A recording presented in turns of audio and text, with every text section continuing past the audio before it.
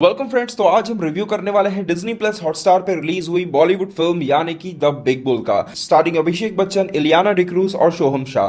तो बात करें इस फिल्म की तो मैं जानता हूं आप में से काफी लोग सोच रहे होंगे कि इस रिव्यू में फिल्म का कंपैरिजन होने वाला है स्कैम 1992 के साथ। तो दोस्तों एक चीज मैं कहना चाहूंगा आप सभी से कि एक चीज दिमाग में रखिए कि स्कैम 1992 एक वेब सीरीज थी। एक वेब सीरीज ऐसी चीज होती है जहां पर एक कहानी को बोलने के लिए, बताने के लिए, कैरेक्टर को कनेक्ट करने के लिए राइटर डायरेक्टर के पास 8 से 10 घंटे का समय होता है। और ये समय इनफ है, बहुत ज्यादा इनफ है कि आपको एक फिल्म को, एक कहानी को कमाल तरीके से बताया जाए। और जब इस टाइम को बहुत ही बढ़िया तरीके से यूटिलाइज करके कहानी को बताया जाता है, परफॉर्मेंस अच्छी दी जाती है, कैरेक्टर्स को अच्छे से डेवलप किया जाता है ना, जो प्रोडक्ट निकलता है वो इतना कमाल का होता है कि उसे भुला पाना बहुत ही मुश्किल हो जाता है, जिसका सबसे बड़ा उदाहरण है स्कैम 1992। पर एक चीज और ध्यान में रखिए कि द बिग बुल जो है वो एक फीचर फिल्म है जहां पर कहानी को बताने के लिए केवल 2.5 घंटे का इस्तेमाल किया गया है।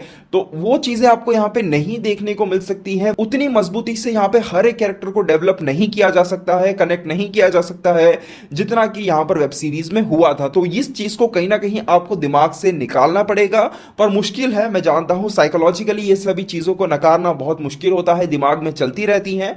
पर फिर भी इस चीज को ध्यान में रखते हुए एटलीस्ट मैं तो कहूंगा कि फिल्म को जो कंपेयर करना है वो बहुत ही गलत है। तो आइए बात करते हैं इस फिल्म के बारे में और देते हैं इस फिल्म का एक रिव्यू और बताते हैं कि आखिरकार हमें ये फिल्म कैसी लगी। तो द बिग बुल के बारे में मैं कहना चाहूंगा कि 2.5 घंटे लंबी इस फिल्म को देखने के बाद जो मेरा ओपिनियन बनता है ना, उसे मैं एक लाइन में अगर बताने की कोशिश करूं तो मैं कहूंगा कि स्कैम 1992 ये जो वेब सीरीज थी, ये अगर नहीं भी आती ना तो भी एज अ फिल्म अगर आप द बिग बुल देखने की कोशिश करते हो तो भी इस फिल्म में जो खामियां हैं वो नहीं छुप सकती है, या फिर वो उतनी ही रहती जितनी की अभी है। देखो सबसे पहली बात तो ये है कि ये जो हर्षद मेहता की जो कहानी है, ये जो स्कैम, इतना बड़ा स्कैम किया था, ये जो स्कैम है ये अपने आप में इतना बड़ा है, इतना कॉम्प्लिकेटेड है कि इसको 2.5 घंटे के अंदर दिखाना ये बहुत ही चैलेंजिंग टास्क है। पर ये चीज डायरेक्टर को भी पता रहनी चाहिए। तो अगर आपको ये चीज पता है तो आप कैसे फिल्म के दौरान शुरुआत में एक लव स्टोरी दिखाने की कोशिश करते हो, कैसे आप एक फिल्म के अंदर 5 या 6 मिनट का एक गाना डालने की कोशिश करते हो, ये चीज मुझे बिल्कुल समझ नहीं आ रही थी। क्यों इस फिल्म में छोटा सा भी लव एंगल यहां पे डालने की कोशिश की है वो मुझे बिल्कुल समझ नहीं आया।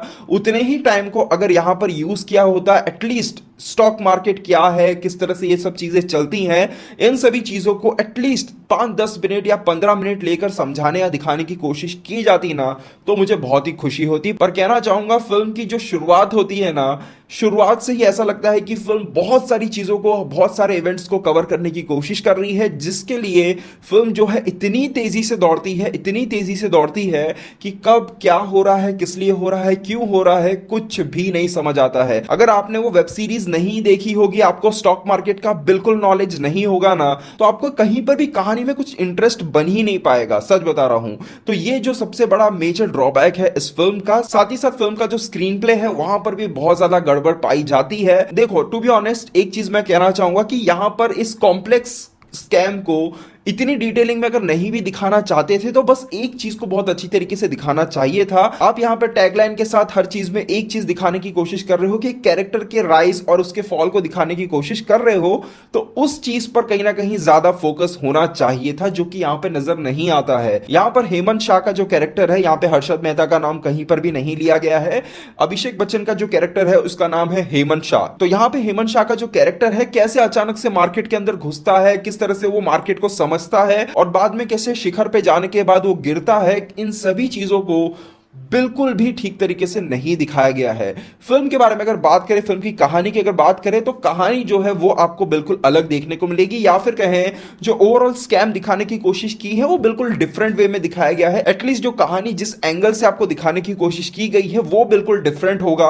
आपको उस वेब सीरीज में जो देखने को मिला था उसके बिल्कुल ही डिफरेंट एंगल से इस कहानी को दिखाने की कोशिश की गई है। पर कहना चाहूंगा कहानी में अगर कुछ काम करता है तो वो है फिल्म के आखिरी के कुछ मिनट।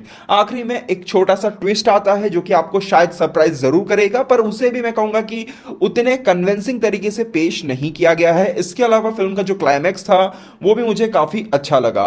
बाद में बात करें यहाँ पे कास्ट परफॉर्मेंस की, तो पूरी फिल्म में अगर कोई एक्टर बहुत ही अच्छी तरीके से काम करता है तो वो है अभिषेक बच्चन।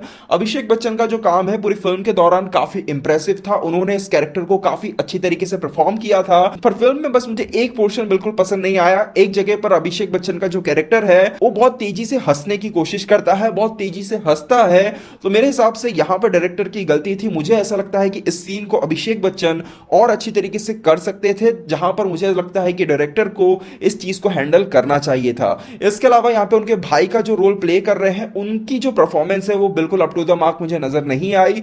उनका कैरेक्टर, उनकी जो परफॉर्मेंस थी बहुत ही ज्यादा ओवर द टॉप नजर आ रही थी। इवन क्लाइमैक्स पोर्शन में भी उनका काम बिल्कुल कमजोर नजर आता है। इलियाना डिक्रूज का काम ठीक ठाक है, इवन वो कहानी में एक बहुत ही बड़ा रोल प्ले करती है, फिर भी उनके कैरेक्टर को यहां पर बिल्कुल ही मजबूती से नहीं लिखा गया है। बाकी फिल्म में कुछ डायलॉग्स हैं जिन्हें बहुत ही अच्छी तरीके से लिखा गया है, जो काफी इंप्रेसिव नजर आते हैं। स्पेशली इलियाना डिक्रूज और अभिषेक बच्चन के बीच में आपको क्लाइमैक्स पोर्शन में एक कन्वर्सेशन देखने को मिलती है, जो कि मुझे काफी अच्छी लगी, और वहां पर भी जो डायलॉग्स थे बहुत ही अच्छी तरीके से लिखे गए थे। तो ओवरऑल कहा जाए तो द बिग बुल एक बहुत ही एवरेज फिल्म है, जो उन्हें ही इंप्रेस कर सकती है जिन्होंने वेब सीरीज नहीं देखी है। जिन्होंने वेब सीरीज देखी हुई है उनके लिए इस फिल्म के साथ कनेक्ट होना या फिर बहुत ज्यादा इंप्रेस हो जाना इस फिल्म से बहुत ही मुश्किल नजर आता है। तो ये था मेरा ओपिनियन इस फिल्म को लेकर। अगर आपने ये फिल्म देख ली है तो आपको ये फिल्म कैसी लगी मुझे कमेंट बॉक्स में जरूर बताइएगा। तो दोस्तों मिलते हैं हमारे अगले वीडियो में, तब तक के लिए बाय बाय, टेक केयर।